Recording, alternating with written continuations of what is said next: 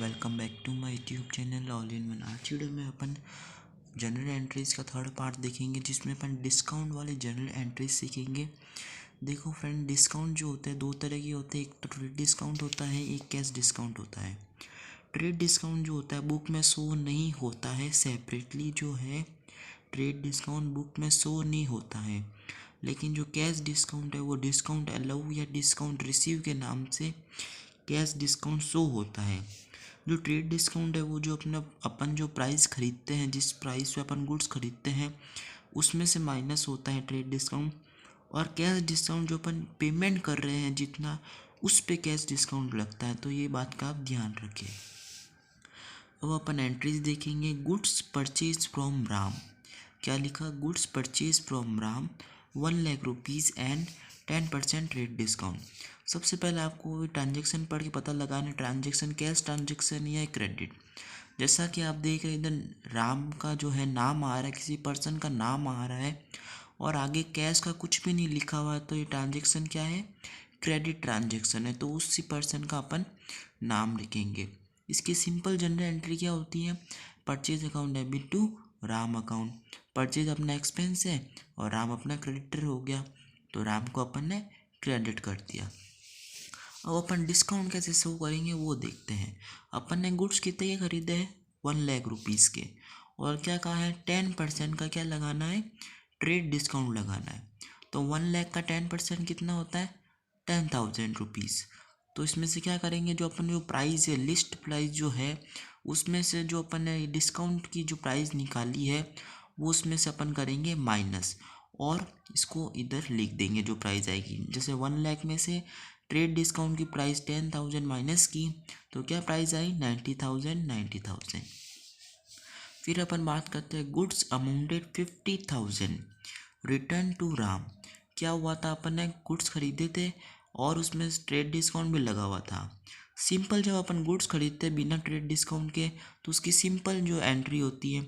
लेकिन जब इधर ट्रेड डिस्काउंट लग रहा है तो अमाउंट में से ट्रेड डिस्काउंट का जो अमाउंट है वो माइनस होके अमाउंट लिखा जाएगा। फिर क्या एंट्री अपनी कि गुड्स अमाउंट 50,000 के जो गुड्स थे वो अपन ने वापस रिटर्न कर दिए। किसको? राम को। राम से अपन ने कितने गुड्स खरीदे थे? 1,00,000 के।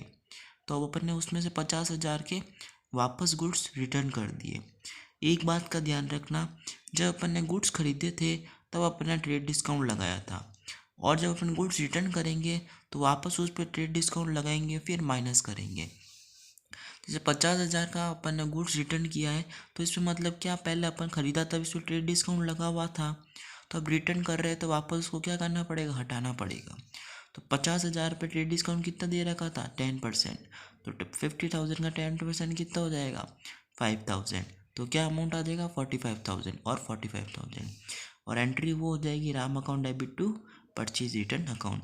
परचेज करते हैं तो परचेज डेबिट होता है, परचेज रिटर्न, और रिटर्न करते हैं तो परचेज रिटर्न क्रेडिट होता है। और राम का नाम आएगा, ये क्रेडिट ट्रांजेक्शन है इसलिए। फिर अपने बात आती है goods amounted 1,00,000 rupees purchase from Ram. क्या लिखा है? गुड्स अमाउंट 1,00,000 रुपये के अपन ने राम से गुड्स खरीदे फॉर कैश। इस बात का ध्यान रखना, किस में खरीदे? कैश में खरीदे। तो कैश में खरीदे तो क्या मिलेगा अपने को? कैश डिस्काउंट, और ये बुक्स में शो होता है। ट्रेड डिस्काउंट भी दिया अपने को 10%, फिर क्या दिया है? Cash discount. सबसे पहले लिस्ट प्राइस। लिस्ट प्राइस अपने क्या दे रखी है? 1,00,000। 1,00,000 में से लिस्ट प्राइस में से सबसे पहले अपन ट्रेड डिस्काउंट माइनस करते हैं। यदि ट्रेड डिस्काउंट दे रखा है तो ट्रेड डिस्काउंट माइनस करेंगे सबसे पहले। फिर ट्रेड डिस्काउंट के बाद जो अमाउंट आता है, फिर जो अमाउंट अपन पे करते हैं उस पे कैश डिस्काउंट लगता है। पहले कैश डिस्काउंट कभी भी नहीं लगता है। 1,00,000 रुपीज़ के गुड्स खरीदे, कैश में खरीदे, 10% ट्रेड डिस्काउंट माइनस करेंगे। 1,00,000 में से ये 10% ट्रेड डिस्काउंट का अमाउंट कितना आया? 10,000। माइनस किया, क्या अमाउंट आया? 90,000 रुपीज़।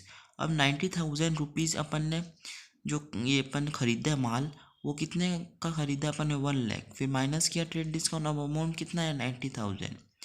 ये जो अपन ने सामान खरीदा है वो अपन ने कैश में खरीदा है, इसलिए अपने को क्या मिला है? Cash discount. कितने परसेंट? 2%। तो अपन ने जो ट्रेड डिस्काउंट के बाद जो अमाउंट आया है उस पर कैश डिस्काउंट लगाना है। और कितना होगा 90,000 का 2% 1800, और ये अपने अमाउंट आ गया। परचेज तो अपन ने कितनी की 90,000, लेकिन अपन जब उसको हाथों हाथ कैश दे रहे थे तब उसने अपने को डिस्काउंट दिया। परचेज तो अपन ने 90,000 की थी, और जब अपन कैश पे किया तो कैश कितना पे किया, इतना अमाउंट का, और कितना डिस्काउंट मिला अपने को 1800। ये कब मिला, क्यों, क्योंकि अपन ने कैश दिया। ऊपर अपन क्रेडिट थे तो अपने को क्या नहीं मिला, कैश डिस्काउंट। जब अपन कैश में पेमेंट करते तो अपने को कैश डिस्काउंट मिलता है। फिर बात आती है goods amount 1,00,000 rupees purchase from Ram. अपन ने 1,00,000 रुपये के गुड्स खरीदे राम से, 10% रेट डिस्काउंट लगा, 2% कैश डिस्काउंट लगा, और हाफ अमाउंट पे किया। तो मैंने क्या कहा, कैश डिस्काउंट जितना अमाउंट पे किया है उस अमाउंट पे ही कैश डिस्काउंट लगता है। तो अपन ने आधा अमाउंट पे किया है तो आधे अमाउंट पे ही कैश डिस्काउंट लगेगा।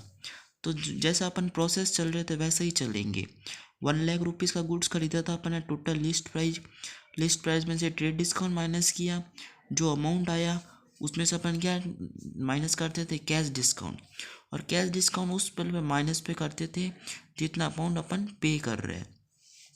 तो 90,000 के अपन ने गुड्स परचेज किया आफ्टर ट्रेड डिस्काउंट, और अपन पेमेंट कितना कर रहे हैं, आधा। क्या लिखा है, हाफ अमाउंट पेड। तो हाफ अमाउंट पेड में क्या होगा, 90,000 का फिर 45,000 और 45,000, और कैश डिस्काउंट मिल रहा है तो उस पर मिलेगा जितना अमाउंट अपन पे कर रहे हैं। 40,000 पे 2% कैश डिस्काउंट कितना हुआ है, 900। 900 का डिस्काउंट हो गया, कैश में अपन ने इतना पेमेंट किया, और बाकी का बैलेंस कैसा हो गया, क्रेडिट। और क्रेडिट बैलेंस हुआ है तो अपन उसका पार्टी का नाम लिखते हैं। परचेज तो 90,000 की है, जो ट्रेड डिस्काउंट के बाद जो प्राइस आ जाती है वो परचेज की प्राइस हो जाती है लेस करने के बाद। फिर राम क्यों लिखा, क्यों अपने को इतनी उधारी थी। अपन ने पूरा पेमेंट नहीं दिया है, अपन ने आधा पेमेंट दिया तो आधा कैश से लिखेंगे, और आधा उधार है तो उधार होती है तो अपन क्या करते हैं, उसका पार्टी का नाम लिखते हैं। तो आधा पेमेंट से उसका नाम लिख दिया, टू राम 45,000। फिर अपने को कैश डिस्काउंट मिल रहा कितने, आधे अमाउंट पे। तो 45 का 90,000 का हाफ अमाउंट 45 होता है। फिर उसका 2% कैश डिस्काउंट लगा तो 900 आ गया, और फिर अब 45,000 में से 900 घटाए तो कितना आ गया, 44,100 का पेमेंट किया, 900 अपने को डिस्काउंट मिले।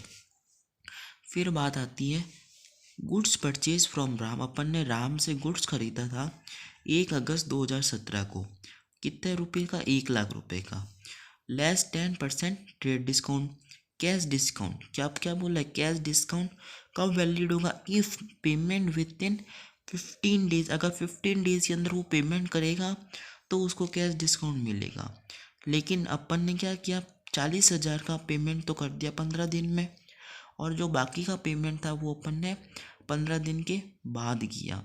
तो इसमें अपने को कैश डिस्काउंट नहीं लगेगा।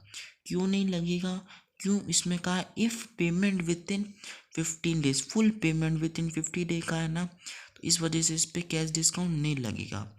इस वाली एंट्री पे ऐसा कुछ नहीं लिखा हुआ था, इस वजह से अपन आधे अमाउंट पे कैश डिस्काउंट लगाया। अगर इधर लिखा हुआ है फुल पेमेंट 15 डेज तो उस कंडीशन में कैश डिस्काउंट नहीं लगेगा, सिर्फ ट्रेड डिस्काउंट लगेगा, और ट्रेड डिस्काउंट बुक्स में शो नहीं होता है। ये अपन ने जो एंट्री देखी लगभग सारी एंट्री कवर हो चुकी है परचेज़ की। इसी प्रकार सेल्स में होता है, सेल में डिस्काउंट अपन अलाउ हो जाता है। Thank you.